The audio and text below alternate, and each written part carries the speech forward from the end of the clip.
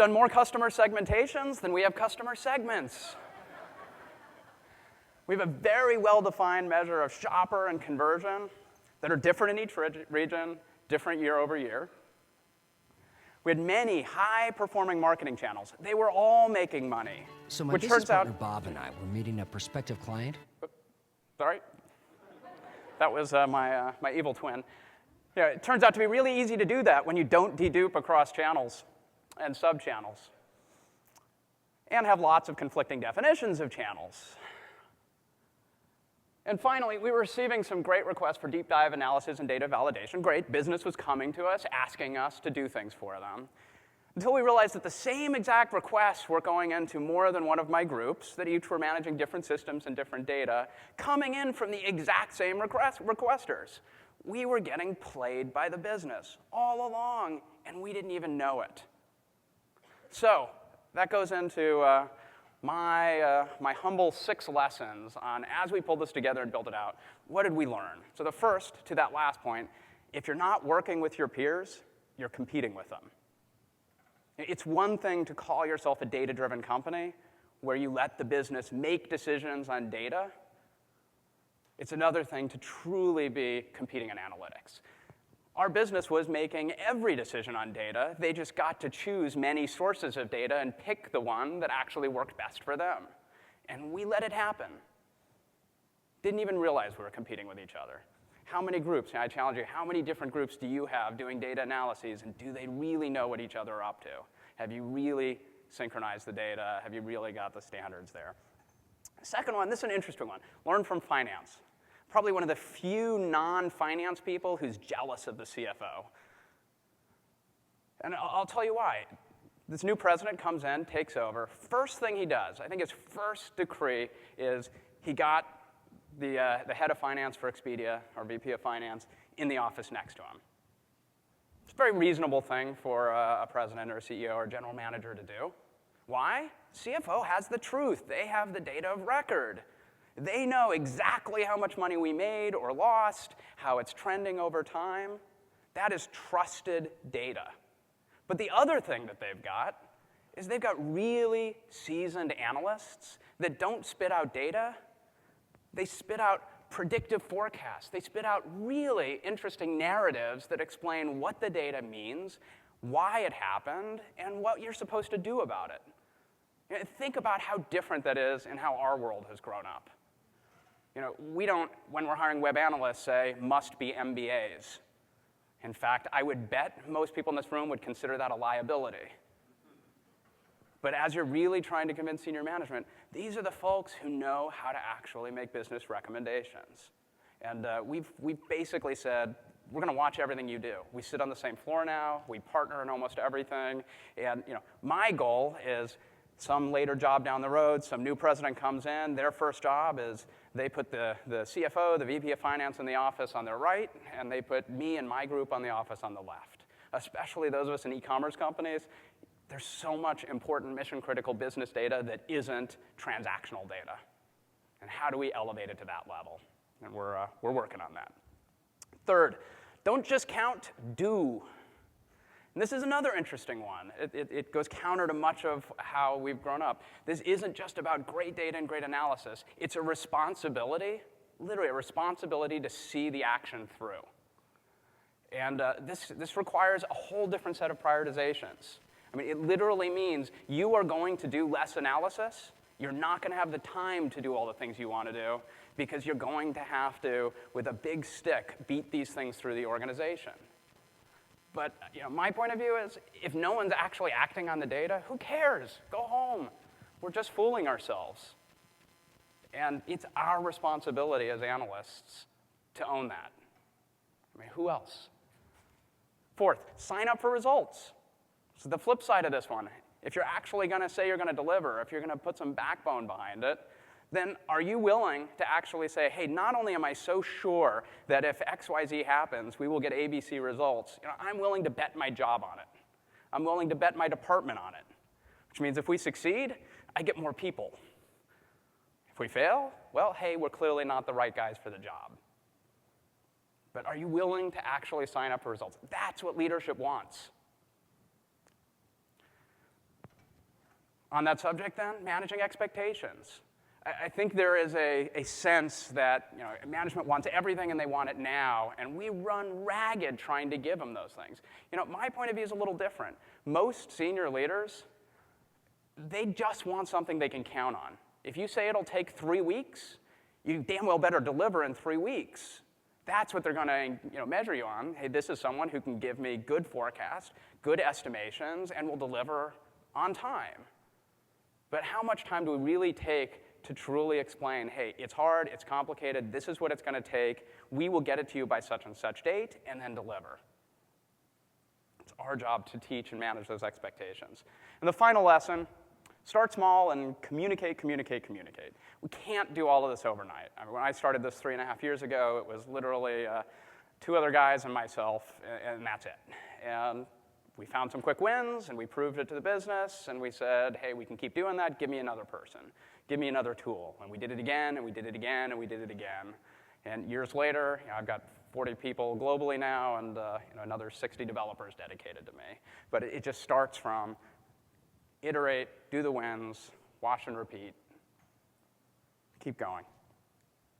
So the cool stuff. So that's a little background on how we got there. But what are we actually doing? We've been doing this for about a year now. We're digging in. I picked a few things that I think is kind of cool, but we'll talk about some of the things we're up to.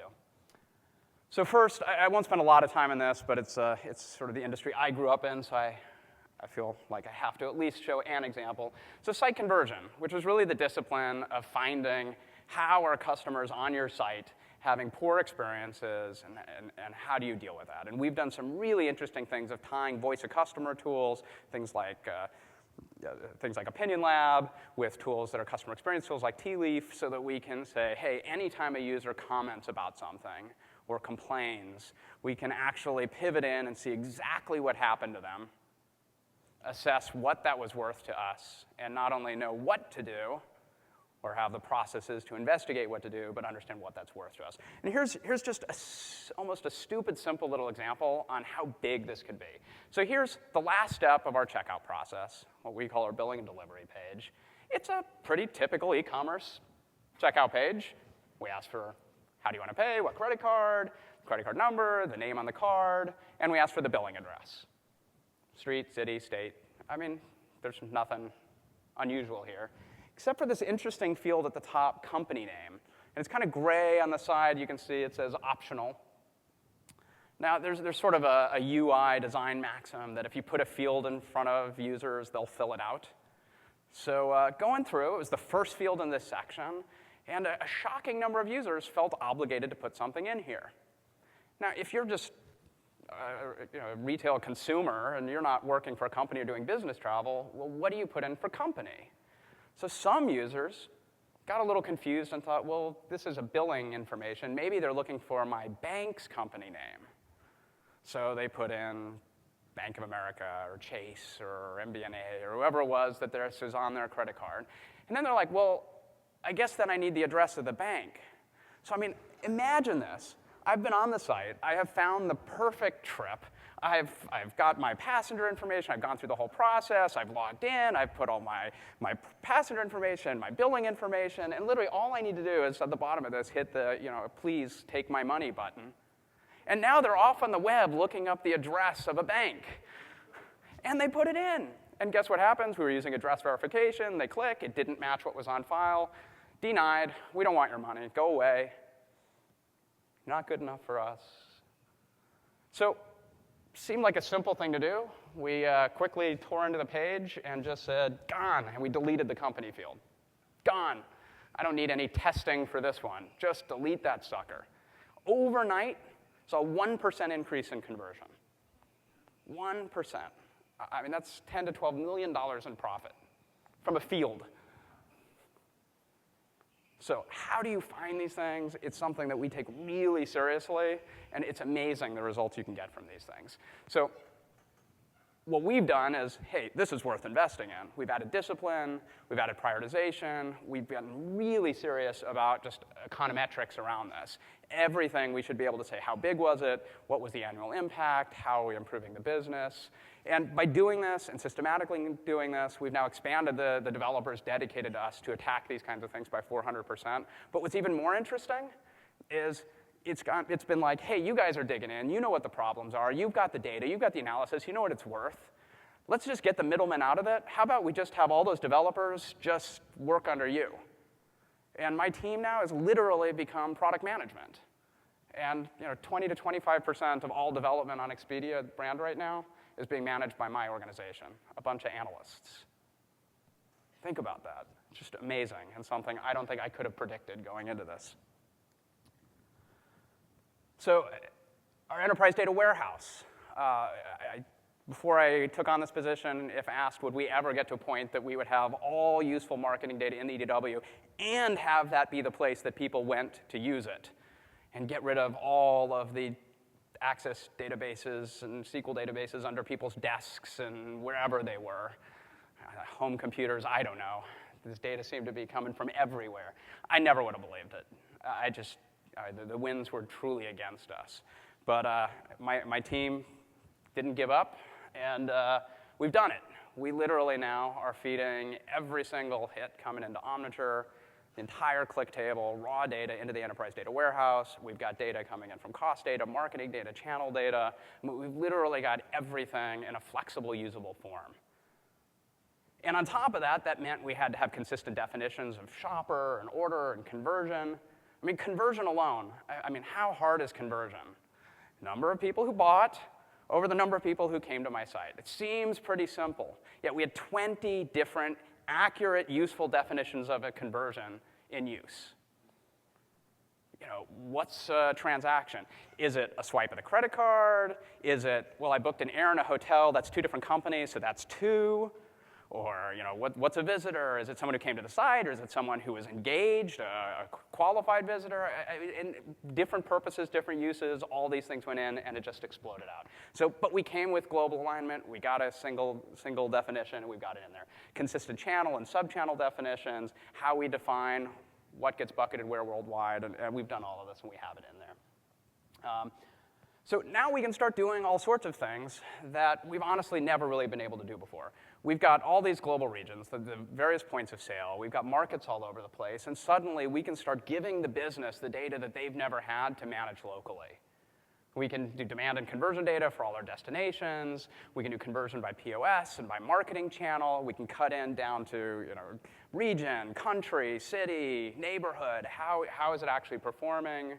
We can do fallout reports by channel, by any arbitrary landing page, and see how it's working. We can report on where bounce rates on every single landing page in our site are performing by channel. And we're putting this in the hands of the regions. Our supply organization can take this data and actually have more predictive knowledge of upcoming demand and negotiate better availability on the supply side. We're putting it in the hands of our marketers, who can now better manage the effectiveness of their campaigns.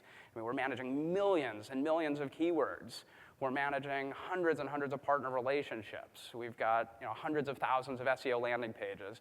This is the data that helps them prioritize their work. And it's real data, and we've got it day over day, so we can actually measure impact over time.